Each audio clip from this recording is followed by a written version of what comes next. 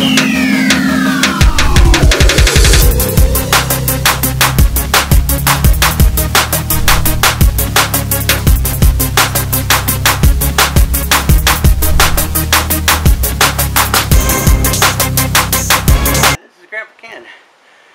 have squeaky brakes? Well, I'll tell you how to deal with it. Starting from right here, okay? Let me take these apart and I'll demonstrate exactly why. First of all, we got to get this disc off, or the rotor here, okay? Now this is strictly for disc brakes. You got your rotor and you got your caliper. We have to take the caliper off and get to the pads. So, I'll be right back.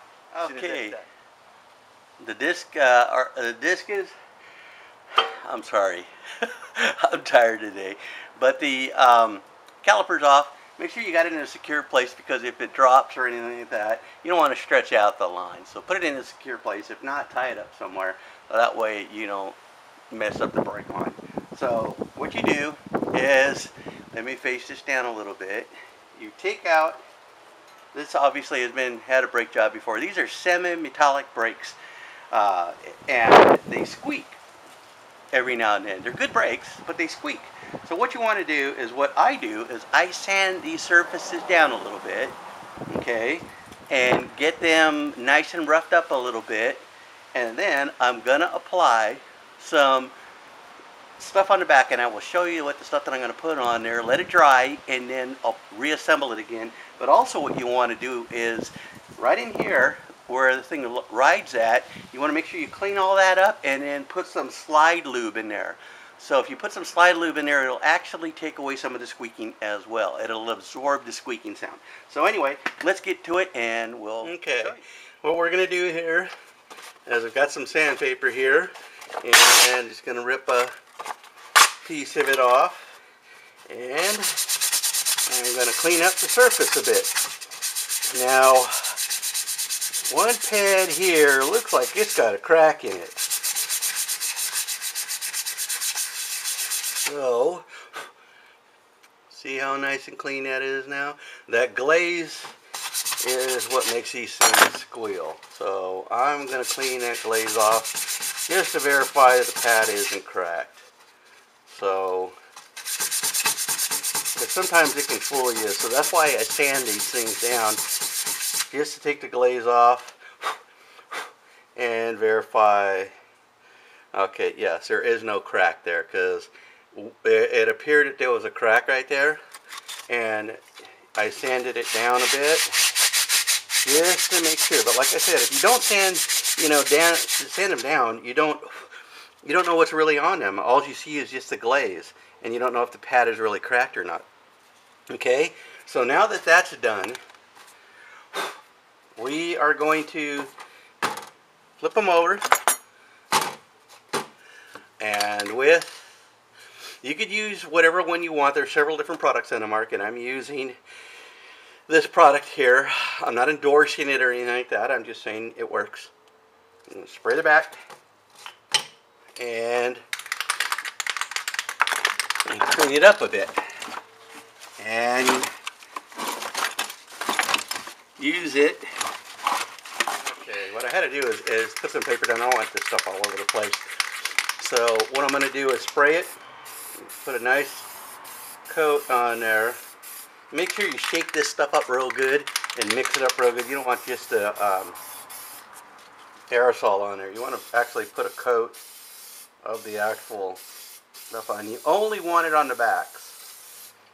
You don't want it on the shoes itself. So we'll go ahead and put that on there, and now we're going to let it dry. Let it dry for at least 20-30 minutes, okay? Then we're going to reassemble it. And you're going to do that with the opposite side as well. Now there's something else we got to do, another step. So let me take you back over to the car, and we'll do the next. We're back over here at the car now. Remember the glaze that we saw on the brake pads? Well, there's going to be one here too. So what I like to do is kind of run the paper just a little bit. You don't have to get aggressive with it. You just got to run a little bit to scuff some of that glaze off. Just a little bit.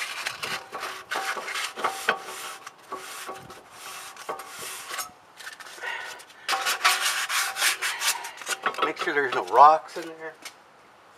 And then, brake parts cleaner. You take your brake parts cleaner, clean everything up real good. Now people don't realize it, but brake parts cleaner leaves a glaze as well. So if you're real anal, you can use emery cloth or something and clean that up as well. But you don't really have to. Once it dries up, everything should be nice and clean and smooth. And people don't realize that a lot of the squeaking is dirt and carby and all the crap that comes off the brake shoes. So make sure everything's nice and clean. You know, you could take the keepers off, the brake keepers off, and clean them up real good, because this is where the actual brakes slide on, and the cleaner they are, for one, they work better, they return better, and they don't squeak as much. There's not as much vibration there. Plus, whenever you do your brakes, it's always best to get a brake kit and replace them. If you don't, clean them up and make sure they're not broken or anything like that. If they're in good shape, you can go ahead and reuse them. Okay, now we've got ready to assemble it. Now there's two things I want to show you. Make sure all surfaces are clean. Okay, we had to clean up the brake slides. When you clean up the brake slides, take them off and then lube them up. When after you get done lubing them up, clean all the surfaces really good and then reassemble them. Do not lube them while they're on here, because you don't want to have lube on your rotor. If you have lube on your rotor, it's just going to get all over your pads, and then you're going to have problems again. So you want the surface of your brake pad and your rotor, you know, is just to meet with no lube or anything in between it. It's got to be lube or no lube, no nothing. It's just got to be surface to surface, and that's it. So we got the surface is nice and clean there again, no glaze, and on the back we have the anti-squeak stuff. So now it's time to assemble it. Okay, and we have the anti-squeal in there, and we have new fresh. Even though there was lube in there, I redid it again. So we're going to put it in there. I'm going to put the other side in.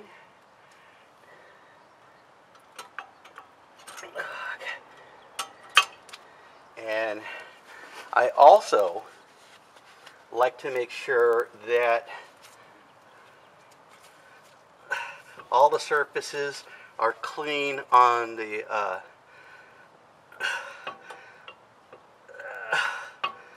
on everything. So if you don't have everything cleaned up, you've got to make sure you do clean. Let me depress this a little bit so I can get it to go. Okay, what I did is before I put it back together, before anybody puts it back together, depress the cylinder and the caliper, because if you don't, you're going to scrape off all the good stuff you just put on. So and you want as much as that padding on the back so it absorbs as much as the noise as possible, because what it actually does is it still can re-squeal again, and if it does, you just redo what I did. It's not a total fix, but what it does is it prevents it from squealing right away, and it builds like a little bushing or a little barrier in between your brake caliper and your brake pad, and it absorbs the sound inside of it. So, and it could break down with heat and with weather, it could break down.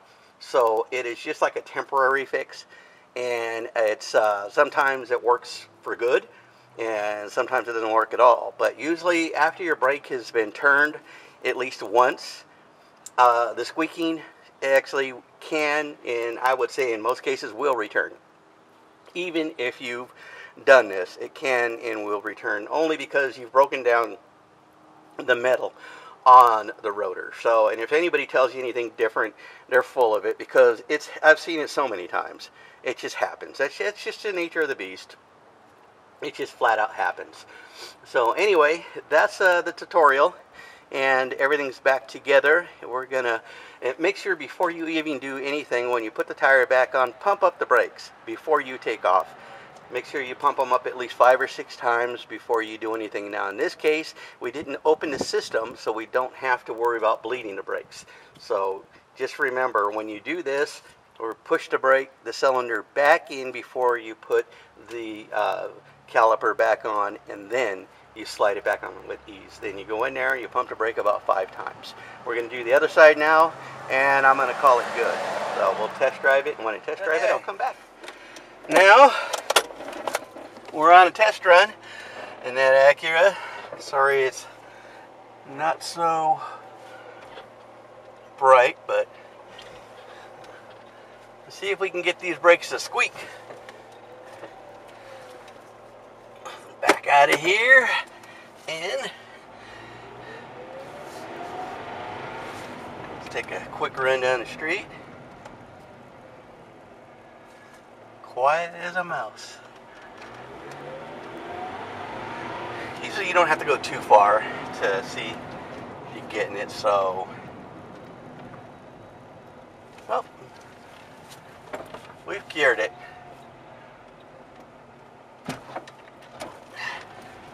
So make a U-turn, head back home,